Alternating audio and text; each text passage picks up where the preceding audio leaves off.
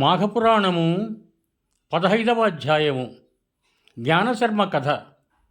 పూర్వజన్మమున కూడా మీరిద్దరునూ భార్యాభర్తలే. అప్పటి నీ పేరు జ్ఞానశర్మ. ఆమె భర్తయగు నీవు ఆమెను మాఘమాస వ్రతమును చేయమని చెప్పావు. ఆమె మాఘపూర్ణిమ యందు వ్రతమాచరించి పాయసదానం మాత్రం చేయలేదు. ఆ దోషం వలన నీ భార్య పుత్రవతి కాలేదు. నేను నీ తపమునకు వరమిచ్చినను గత జన్మలోని నీ భార్య మాఘపౌర్ణిమ నాడు చేయవలసిన పాయసదానము చేయకపోవటం వలన ఈ జన్మలో నీ కుమారునికి 12 సంవత్సరముల తర్వాత గండమున్నదని నారదుడు చెప్పెను. కావున మాఘమాస వ్రతమునందలి గంగోదక బిందువులతో నీ పుత్రుని తడుపుము.